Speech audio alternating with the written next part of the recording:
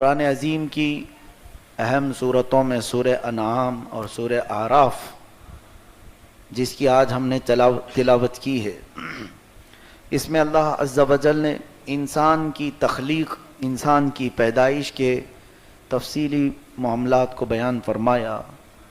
آدم علیہ السلام کو کس طرح سے پیدا کیا گیا اور ان کے پیدا ہونے کے بعد کیا کیا معاملات پیش آئے، اللہ تعالیٰ نے اس کو تفصیلاً ارشاد فرمایا۔ ارشاد ہوتا ہے کہ رب ذوالجلال فرشتوں کو یوں فرماتا ہے کہ میں زمین میں اپنا ایک نائب، اپنا خلیفہ بھیجنا چاہتا ہوں جو میری قدرت کے مظاہر کو بیان کر سکے۔ تو فرشتوں نے پہلے یہ کہا کہ اے مولا، ہم تو تیری تسبیح اچھی بیان کرتے ہیں، تیری عبادت میں ہم تو بہت لگے ہوئے ہیں، پھر انسان کو جو جا کر کے خون ریزی کرے گا، فساد کرے گا زمین پر، ایسے کو تو کیوں اپنا خلیفہ بناتا ہے؟ اللہ عز و جل نے فرشتوں کو یوں فرمایا کہ جو میں جانتا ہوں وہ تم نہیں جانتے۔ پھر تخلیق شروع کی بات ہے، یہ آدم علیہ السلام کی پیدائش کے سلسلے میں جبرائیل امین علیہ الصلوۃ والتسلیم کو زمین پر بھیجا گیا، جگہ جگہ کی مٹی اٹھا لائیں، اس لیے کہ انسان کو مٹی سے بنانا تھا۔ اس وقت یہ روایات میں ہے کہ جبرائیل امین علیہ الصلوۃ والتسلیم زمین سے مٹی اٹھانے کے لیے آئے، زمین کی پیدائش ہو چکی، آسمان بن چکا، یہاں پیڑ پودے لہلہاتے ہوئے موجود ہیں، سمندروں کی موجیں ہیں، پہاڑ جبل شامخ کھڑے ہیں، لیکن انسان نہیں تھا پوری کائنات میں۔ زمین سے جب وہ مٹی اٹھانے لگے تو زمین نے رونا دھونا شروع کیا کہ جبرائیل کس لیے لے جایا جا رہا ہے؟ کہا انسان بنانے کے لیے۔ کہا انسان بنے گا، پھر وہ آئے گا میرے اوپر، قتل و غارت کرے گا، خون ریزیاں کرے گا، گناہ سے مجھے سرخ کر دے گا، لہٰذا مجھ سے مٹی کو نہ اٹھاؤ۔ زمین پر رحم کھا کر حضرت جبرائیل علیہ السلام واپس چلے آئے، عرض کرنے لگے مولا زمین بہت رو رہی ہے کہ اس کے حصے سے مٹی اٹھا کر انسان نہ بنایا جائے۔ پھر اللہ عز و جل نے میکائیل علیہ السلام کو بھیجا، ان کے ساتھ بھی یہی معاملہ ہوا۔ اسرافیل علیہ السلام آئے، زمین نے ویسے ہی رونا دھونا شروع کیا۔ پھر اللہ عز و جل نے اسرائیل علیہ السلام کو بھیجا، اسرائیل علیہ السلام کے ساتھ بھی وہی معاملہ ہوا، زمین رونا شروع کرتی ہے کہ مجھ سے مٹی کو نہ اٹھاؤ، مگر اسرائیل علیہ السلام نے اس کی ایک نہ سنی، کہا میرے رب کا حکم ہے، میں اٹھا کر لے جاؤں گا۔ جگہ جگہ سے انہوں نے مٹی کو جمع کیا، زمین کے مختلف حصوں سے مٹی اٹھائی اور بارگاہ رب العزت میں لے کر پہنچ گئے۔ سب کے ساتھ وہی معاملہ ہوا، زمین روتی رہی۔ ان فرشتوں نے حکم عدولی نہیں کی، خلاف ورزی نہیں کی تھی، بلکہ انہوں نے زمین پر رحم کیا تھا۔ اور وہ چونکہ فرشتے، ان کا بھی یہ خیال تھا کہ انسان قتل و غارت کرے گا، رب کی نافرمانی کرے گا، زمین صحیح کہتی ہے، رب کی نافرمانی نہیں ہونی چاہیے۔ اسرائیل علیہ السلام نے جو اٹھایا وہ یہ کہ مولا بہتر جانتا ہے کہ جب پیدا ہوگا تو اس میں کون نافرمانی کرے گا اور کون فرما بردار ہوگا، یہ اللہ کی حکمتوں سے ہے۔ تو جب وہ مٹی اٹھا کر لے گئے تو اس میں جنتی پانی بھی ملایا گیا، کئی قسم کے پانی، حدیث پاک میں اس کی بہت ساری تفصیلات موجود ہیں۔ اس کے بعد پھر گوندھا گیا، مٹی کو گوندھ کر کے پھر سکھایا گیا، اس کو آگ کی گرمی دی گئی، پھر اس کو ہوا دی گئی۔ چار چیزیں انسان کے پتلے کو بنانے میں لگیں، مٹی، پانی، آگ اور ہوا۔ یہ چار عناصر ہیں اس کے، یعنی یہ چار پوائنٹ ہیں، اسی سے بنا ہے یہ، اس کے کانٹینٹس انسان کے جسم کے بننے کے۔ اور اسی وجہ سے بزرگوں نے فرمایا انسان کے اندر یہ چاروں کی فطرتیں موجود ہیں، چاروں کی۔ آگ جیسا گرم بھی ہوتا ہے، ہوا جیسا اڑتا بھی ہے، اور پانی جیسا بہتا بھی ہے اور مٹی جیسا کبھی نرم بھی ہوتا ہے. یہ چاروں صفات انسان کے اندر ہے. ان چاروں اشیاء کی خاصیتیں انسان میں دی گئی. گوندھا گیا، سکھایا گیا، آگ پہ تپایا گیا. پھر یہ بھی روایت میں ہے کہ سدرۃ المنتہا سے 40 دن اس پر بارش برسائی گئی، برسایا گیا پانی. قرآن میں اللہ فرماتا ہے وَلَقَدْ خَلَقْنَا الْإِنسَانَ مِنْ صَلْصَالٍ. صلصال کہتے ہیں بجتی ہوئی مٹی، جیسے مٹکا ٹھوکو تو ٹک ٹک کی آواز آتی. تو انسان کو جب گوند کر کے تیار کیا گیا تو بجتی ہوئی مٹی تھی، اور اس پر جو پانی برسایا گیا اس کو پکا کرنے کے لیے. لیکن وہ پانی عام پانی نہیں، فرمایا گیا اس میں 39 دن غم کی بارش کرائی گئی، 1 دن خوشی کی بارش کرائی گئی انسان کے جسم پر. یعنی یہ پہلا فارمولا ریڈی ہو رہا ہے، ابھی سب سے پہلا انسان تیار ہو رہا ہے، اس میں ساری چیزیں ہو گئی. 39 دن غم کی بارش اور 1 دن خوشی کی بارش اس پتلے پر برسی، جس کی وجہ سے انسان کی زندگی میں غم زیادہ اور خوشیاں کم ہوتی. ہمیں سال بھر روز عید کا دن نہیں آتا ہے، عید کا دن ایک ہی بار آتا ہے، سال میں ایک رکھا گیا ہے، 365 دن ہے. اسی طرح دنوں کی تعداد کے اعتبار سے ہمارے تیوہار ہوں، خوشیاں ہوں، مختصر ہوتی ہیں. باقی سب انسان کے روزمرہ کے کام ہی ہیں جس میں پریشان رہتا ہی ہے. کبھی گھر کے معاملات کو لے کر، کبھی بزنس کے معاملات کو لے کر، کبھی جائیداد کو لے کر، کبھی اولاد کو لے کر، کبھی بیوی کو لے کر روتا ہی رہتا ہے. اسے غم ہے انسان کو. خیر، جب یہ پتلا تیار ہوا، پورا ریڈی ہوا، تو اب اس کے آگے کے معاملات سورہ اعراف میں رب تعالیٰ فرماتا ہے اللہ تعالیٰ نے روح اس بدن میں ڈالی. روح کیا چیز ہے؟ روح کو اللہ تعالیٰ فرماتا ہے یہ رب کا نور ہے، اللہ کا نور ہے.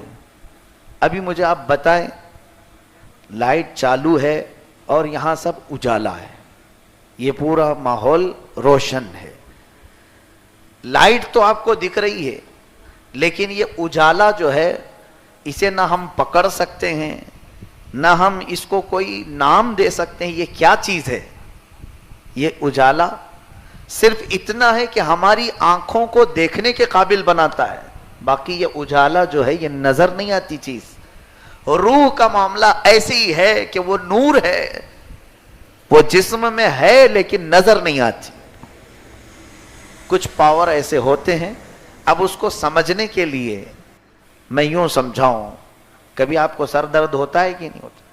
سر درد ہوتا ہے، پیٹ درد ہوتا ہے، سب کو معلوم ہے، لیکن کبھی آج تک وہ دیکھا نہیں وہ درد ہوتا کیسا ہے، کالا ہوتا ہے کہ پیلا ہوتا ہے کہ لال ہوتا ہے، لمبا ہوتا ہے، چھوٹا ہوتا ہے. درد کی کیفیت صرف ہمیں معلوم ہے کہ ہمیں تکلیف ہوتی ہے، باقی اس کی شکل کیا ہے یہ ہمیں نہیں معلوم. کچھ چیزیں رب تعالیٰ نے ایسی بنائی ہیں جن کی شکلیں نہیں ہوتی، احساس ہوتا ہے. روح انہی میں سے ہے. روح ایک نور ہے اللہ تعالیٰ کا. اب یہ جب آدم علیہ السلام کے جسم میں ڈالا گیا تو جسم جو ہے مٹی کا بنا ہوا تھا، روح جو ہے نور ہے، روشن. روح بھاگ کر باہر آئی، کہنے لگی رب تعالیٰ سے مجھے گھبراہٹ ہو رہی ہے کہ اندر اندھیرا ہی اندھیرا ہے جسم میں کیسے جا کر اس میں رک جاؤں. اندھیرا اور روشنی دونوں اپوزٹ چیز ہیں، اسی لیے روح اور جسم کا ملاپ ہمیشہ ہوتا نہیں، ان کی دوستی نہیں ہوتی زیادہ دن، اس لیے کہ یہ دونوں الگ ہوں گے ہی. آج دونوں کو جکڑ کر کے رکھا ہے رب نے، ہم زندہ ہیں. روح کو اور جسم کو اللہ نے جوڑ کر کے رکھا ہے، ورنہ یہ دونوں کی کوئی دوستی ہے ہی نہیں. جس دن حکم ہوگا روح اتنی تیزی سے بھاگتی ہے جسم سے کہ دوبارہ اس کی طرف آنا بھی نہیں چاہتی، کبھی نہیں. جسم سے جب وہ آزاد ہوتی ہے روح تو دوبارہ اس جسم میں آتی بھی نہیں، نکل جاتی ہے. روح کا جسم سے تعلق نہیں. ہاں ایک مسئلہ ہو سکتا ہے، کیونکہ دوستی کے لیے سیم چیز ہونا ضروری ہے نا. مثال کے طور پر میں آپ کو بتاؤں، علم والا علم والے سے دوستی کرتا ہے، اسے اچھا لگتا ہے دونوں کے ساتھ. علم والا جاہل سے دوستی کرے تو جمتی نہیں ہے. سائلنٹ رہنے والا بڑبڑیا سے دوستی نہیں کرتا، اس کی جمتی نہیں. دونوں کا ساتھ اس وقت جمتا ہے جب دونوں برابر کیوں. روح جو ہے نور ہے اور جسم اندھیرا ہے، دونوں کی دوستی جمتی نہیں. اسی لیے جب موت آتی ہے روح نکل کر بھاگتی ہے. لیکن ہاں، جن اہل اللہ نے اپنے جسم کو بھی نورانی بنایا، ان کی روح جاتی ہے پھر آ جاتی، کیونکہ دوستی جو ہو گئی. روح نورانی ہے، اور ان اولیاء کاملین نے جسم کو بھی نورانی بنایا تو روح کی جسم سے دوستی ہو جاتی ہے. اسی لیے ہم کہتے ہیں اللہ کے اولیاء قبروں میں زندہ ہوتے ہیں، ان کی روح ان کے پاس ہوتی ہے، آس پاس ہوتی ہے، جو بھی ہے. تو آدم علیہ السلام کے جسم سے جب یہ بھاگ آئی تو اللہ عز و جل نے اس روح کو اس میں بٹھانے کے لیے نور محمدی صلی اللہ علیہ وسلم کو آدم علیہ السلام کی پیشانی میں رکھا. یہ پہلا ٹرانسفر ہے نور محمدی کا. میرے آقا صلی اللہ علیہ وسلم کا نور اللہ نے آدم علیہ السلام کی پیشانی میں رکھا. اب وہ نور کی جگمگاہٹ ایسی تھی کہ جب سورج اور چاند نہ ہو کر کے بھی کائنات روشن ہوتی تھی. نور محمدی. تب پھر روح کو ڈالا گیا تو روح جا کر قرار پا گئی، رک گئی، کیونکہ اب جو روشنی آ گئی نور محمدی کی. آدم علیہ السلام سب سے پہلے چھینک مارتے ہیں، چھینک آئی آپ کو، اور سب سے پہلا جملہ آپ کی زبان سے الحمدللہ نکلا. انسان کی زندگی کا سب سے پہلا کلمہ کیا ہے؟ الحمدللہ. اور چھینک آنے کے وقت ہمیں کہنا کیا چاہیے؟ الحمدللہ. یہ ہمارے باپ کی سنت ہے. آدم علیہ السلام اور دنیا میں آنے سے پہلے سب سے پہلا جملہ زبان سے نکلا. کچھ بدماش ہوتے ہیں بیچارے، اسلامی اسکالر کہلاتے ہیں اپنے آپ کو، اور چھینک مارتے ہیں کہ I am so sorry. Sorry یہ کیا جملہ ہے؟ اسلامک اسکالر ان کو کہا گیا ہے، معاذ اللہ. الحمدللہ کا جملہ نہیں آتا. چھینک مار کر کے سو سوری کہتے. کس کو؟ کیا تمہاری غلاظت سامنے پر اڑی اس لیے؟ نہیں. اللہ کا شکر اس وقت ہم بجا لاتے ہیں ہم اپنی اصل کو یاد کرتے ہوئے کہ اللہ تعالیٰ نے روح ہمارے جسم میں ڈالی. تو جب آدم علیہ السلام کو بیداری آئی تو آپ نے سب سے پہلے رب کا شکر کیا، الحمدللہ. پھر اللہ تعالیٰ نے آدم علیہ السلام کو کھڑا فرمایا اور تمام کائنات کا انہیں مشاہدہ کروایا گیا. وَعَلَّمَ آدَمَ الْأَسْمَاءَ كُلَّهَا. تمام چیزوں کے نام انہیں سکھائے، سب چیزوں کے نام اللہ نے انہیں سکھائے. یہ پہلے پارے میں بھی موجود ہے، اٹھا کر تفسیر دیکھ لینا. ایک بہت اہم بات میں بتا رہا ہوں. تفسیر میں بتایا گیا کیا کیا سکھایا گیا تھا آدم علیہ السلام کو. تو وہ ابھی واقعہ آگے آ رہا ہے. فرشتوں کو بلایا رب تعالیٰ نے. پیدا ہونے کے بعد سارے فرشتے دیکھتے گھوم رہے تھے ادھر سے ادھر، ایک نیا مخلوق، اور ایسی مخلوق انہوں نے دیکھا نہیں تھا. دیکھنے کا یہ سلسلہ کئی سال تک چلتا رہا. فرشتے آدم علیہ السلام کی زیارت کرتے جا رہے تھے. اور ایک اسرائیلی روایت ہی ہے، اس میں ہے کہ پتلے کو دیکھ کر شیطان نے تھوک دیا تھا کہ یہ ہماری اہمیت سے زیادہ بڑھ کر کے انہیں بنایا جا رہا ہے. تو پیٹ کے پاس کا اتنا حصہ نکال دیا گیا جہاں ہماری ناف ہوتی ہے. یہ ناف جو ہے اتنی مٹی وہاں سے نکال دی گئی کہ ابلیس لعین اس طرف تھوکنے کی کوشش کیا. اور یہ بھی حدیث پاک میں اب بھی نمازوں میں جو شیطان وسوسے لاتا ہے وہ ہماری ناف کے راستے سے ہی اندر آتا ہے. اسی لیے نماز میں ہاتھ ناف پر باندھنے کا حکم ہے. بات سمجھ میں آئی؟ جب ہم اللہ اکبر کہہ کر تکبیر باندھتے ہیں تو ناف پر، بومبی جس کو کہتے ہیں، اس پر مضبوطی سے ہاتھ باندھتے ہیں تاکہ شیطان وہاں سے داخل ہونے نہ پائے. یہ تاریخ ہے، یہ روایات ہیں. آدم علیہ السلام کو جب بیداری ہوئی، فرشتے جو پوچھ رہے تھے نا ایسے کو تو خلیفہ بنائے گا، زمین پر بھیجے گا، اللہ نے ان کو بلایا اور کچھ چیزیں ان کے سامنے پیش کیا، اے فرشتوں بتاؤ اسے کیا کہتے ہیں، اسے کیا کہتے ہیں۔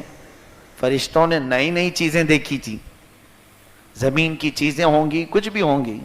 فرشتے کہنے لگے قالوا لا علم لنا الا ما علمتنا انک انت العلیم الحکیم، اے مولا ہمیں تو اتنا ہی معلوم ہے جتنا تو نے سکھایا ہے، اور تو علم والا حکمت والا ہے، یہ سب چیزوں کے نام ہمیں نہیں معلوم۔ ثم عرضهم، پھر آدم علیہ السلام کے پاس پیش کیا گیا اور کہا گیا انبئونی باسماء هؤلاء ان کنتم، قالوا سبحانك لا علم لنا الا ما علمتنا انك انت العلیم الحکیم۔ قال یا آدم انبئهم باسمائهم، اے آدم اب تم بتاؤ ان چیزوں کے نام کیا۔ آدم علیہ السلام گنانا شروع کی، اس کو فلاں کہتے ہیں، اس کو یہ کہتے ہیں، اس کو یہ کہتے ہیں، یہاں تک کہ انہوں نے کائنات کی موجود ساری چیزوں کو گنا دیا، وہ درخت ہوں، پتے ہوں، پھل ہوں، یا جانور ہوں، کیڑے مکوڑے ہوں، پرندے ہوں، سب کے نام انہوں نے گنائے۔ فرشتوں کو اس چیز کا علم نہیں دیا گیا تھا، حتیٰ کہ حدیث پاک میں آدم علیہ السلام کو 7 لاکھ زبانیں سکھائی گئی۔ 7 زبانیں نہیں آتی ہم کو، 7 لاکھ زبانوں کا علم دیا گیا۔ اور جب آدم علیہ السلام بولنے لگے فلاں فلاں فلاں فلاں، تو علم کا رعب ایسا چھایا کہ اللہ نے فرمایا آپ کیا کہتے ہو فرشتوں؟ سب جھک گئے، کہا اسجدوا لآدم، اب آدم کو سجدہ کرو۔ تعظیم کا سجدہ تھا، عبادت کا نہیں۔ اب فرشتوں نے سجدہ کیا، کتنا لمبا تھا؟ حدیث پاک میں ہے وہ 500 سال کا ایک سجدہ تھا۔ اور پھر انہوں نے سر اٹھایا تو دیکھا ابلیس کھڑا ہے، ابلیس سجدہ نہیں کیا، وہی ذکر آج کے پارے میں ہے۔ وہ کہنے لگا خلقتنی من نار وخلقتہ من طین، مجھے تو نے آگ سے بنایا ہے اور اسے مٹی سے بنایا ہے، آگ مٹی کے سامنے کیسے جھکے؟ وہ نہیں جھکا۔ تو فرشتے جب سر اٹھا کر کے دیکھے ان کا استاد کھڑا ہے، ابلیس جو ہے فرشتوں کا معلم رہا ہے، استاد رہا ہے، فرمایا گیا کہ اس کے سجدے اگر زمین پر پھیلا دیے جائیں تو ایک رائی کا دانہ بھی باقی نہیں رہے گا، اتنے سجدے اس نے رب کے کیے۔ لیکن غرور، گھمنڈ، اپنے آپ میں کچھ ہونے کا احساس، یہ اسے لے ڈوبا۔ اللہ نے فرمایا فخرج انک من الصاغرین، نکل جا، اب تو مردود ہے، تو بہت ہی ذلیلوں میں سے ہے، میرے دربار سے تو نکل جا۔ اب فرشتے جب سر اٹھا کر دیکھے تو یہ کھڑا ہے، تو دوسرا سجدہ پھر فرشتوں نے شکرانے کا کیا۔ پہلا تو رب کا حکم تھا، دوسرا فرشتوں نے خود سے کیا شکر میں کہ اے اللہ تیرا شکر ہے، ہم ابلیس کی سوچ والے تو نہیں۔ اسی لیے نماز کی رکعت میں 2 سجدے فرض کیے گئے ہیں، یہ فرشتوں کی سنت ہے۔ ایک سجدہ اللہ کے حکم پر، اور دوسرا اس بات پر کہ اللہ نے ہمیں کافروں میں نہیں بنایا، سجدہ کرنے والوں میں بنایا۔ سجدے میں جانے کے وقت یہ احساس بھی ہونا چاہیے، مولا مجھے اس قوم میں پیدا کیا جو اس کی بارگاہ میں سر جھکاتی ہے، اس میں سے نہیں پیدا کیا جو سر اکڑا کر مولا سے جھگڑا کرنے کی سوچتے ہیں، رب تعالیٰ سے ان کا اختلاف۔ اللہ تعالیٰ نے آدم علیہ السلام کو پھر جنت میں رہنے کا حکم دیا، جاؤ جنت میں، اسکن، جنت میں رہو۔ جنت کی نعمتیں کیا کم ہیں، اللہ اکبر، ہر طرح کی نعمتیں جنت میں موجود ہیں۔ لیکن آدم علیہ السلام اکیلا پن محسوس کرتے تھے، بے قراری، بے چینی۔ اس کا مطلب یہ ہے کہ انسان کو جو پیدا کیا اللہ نے، اس کی فطرت میں ہے یہ اکیلا رہنا پسند نہیں کرتا۔ انس سے بنا ہے انسان، انس کہتے ہیں دوسرے کی طرف کھچاؤ، لگاؤ، جسم کے اندر ہمارے موجود ہے، پہلے سے ہے۔ اسی لیے انسان جنگلی نہیں ہوتا، اکیلا کوئی ہوتا ہو، لیکن عام طور پر انسان کی عادت، فطرت یہ ہے کہ وہ انسانوں سے قریب رہنا چاہتا ہے، انس ہے اس کے اندر۔ آدم علیہ السلام کی یہ بے چینی، بے قراری، جنت میں کون سی نعمت نہیں ہے، سب ہے، لیکن اپنے جیسا کوئی دوسرا بشر نہیں ہے، سب نعمتیں ہیں۔ تو اللہ عز و جل نے آدم علیہ السلام ایک بار آرام فرما رہے تھے، ان کی بائیں پسلی سے کچھ حصہ نکالا گیا آدم علیہ السلام کی، اور اس بائیں پسلی سے پھر ایک شکل تیار ہوئی، وہ حضرت حوا بنی۔ اللہ تعالی قادر مطلق ہے، جہاں سے جیسا چاہے بنا دے، وہ تو صرف کن کہتا ہے تو ہو جاتی ہے۔ اب حضرت حوا زندہ جنت میں ہوئی۔ اب یہاں سے فرق ہے، مرد کو باہر بنایا گیا، عورت کو جنت میں پیدا کیا گیا۔ جنت کی تخلیق ہے یہ عورت۔ کاش یہ اپنی اصلیت کو پہچان لیتی کہ جنت سے آئی ہے، اس کی اصل، اس کی پیدائش، برتھ پلیس جنت ہے، اور کام جہنمیوں کے کرنا پسند کرتی ہے، اور یہ اپنے اصلی جگہ جانا پسند نہیں کرتی۔ اس وجہ سے تو آج فحاشی اور بے حیائی عورتوں میں بڑھ گئی۔ کاش ہماری بہنوں کو یہ خیال آ جائے کہ ہماری ولادت، ہماری پیدائش ہی جنت میں ہوئی، تو اپنے اصلی مکان میں جانا چاہیے کہ نہیں جانا چاہیے؟ جنتیوں کے کام کرو۔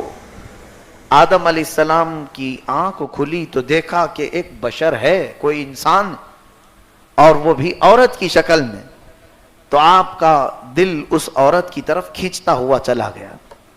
اس خاتون کو آپ قریب کرنا چاہتے تھے، وہ بی بی حوا ہیں، ان کو پکڑنے کے لیے گئے، رب کا حکم آیا، اے آدم ابھی حلال نہیں تیرے لیے، حلال نہیں، نکاح ہوگا اور مہر دو، پھر تمہارے لیے اس کو چھونا حلال ہے۔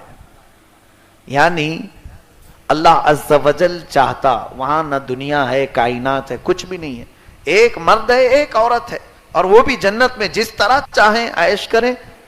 رب نے قانون بنایا جنت سے کہ اے بندے، اگر تجھے اس خاتون کو اپنانا ہے تو میرے قانون کے اندر میں آ کر کے کرو۔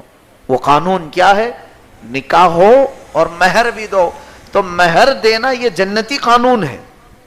آج تک جو ہمارا چل رہا ہے، بہت سارے تو مہر معاف کرانے کے چکر میں ہوتے ہیں، باندھ تو لیتے ہیں بڑا بڑا مہر، اور بعد میں بیچاری بھولی بھالی عورت، اس کو ٹارچر کرو معاف کر دے، وہ کرتا نہ مرتا جو ہوتی حالت ہے، مرتا نہ کیا کرتا۔ عورتوں کی حالت ایسی کہ اگر وہ معاف نہ کریں تو پھر یہ اور سختی کرے۔ فرمایا ائمہ فقہ نے کہ جس نے مہر نہ دینے کی نیت سے شادی کی یا مہر نہیں دیا تو اس نے زندگی بھر اس کے ساتھ زنا کیا، وہ نکاح ہے ہی نہیں۔ یہ اس طرح سے اللہ تعالیٰ کے قوانین میں دخل اندازی۔ اتنا رکھو جتنی تمہاری استطاعت، ہو سکے تو نکاح کی محفل میں ہی ادا کرو۔ اب آدم علیہ السلام کس چیز کے مالک تھے؟ جنت میں آپ کو حکم ہوا کہ مہر دو حوا کا۔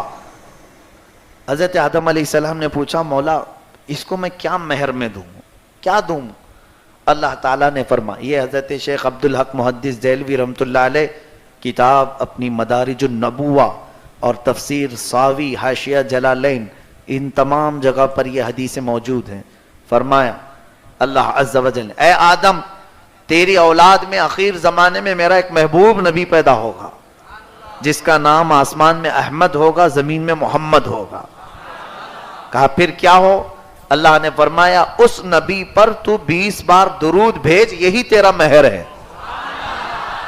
درود اس وقت حکم ہوا 20 مرتبہ، یہ موجود ہے احادیث کریمہ میں، 20 مرتبہ، اور ایک حدیث میں ہے 13 مرتبہ، بہرحال جتنا بھی ہے، لیکن بی بی حوا کا مہر جو ٹھہرا وہ میرے مصطفیٰ کا درود ہے۔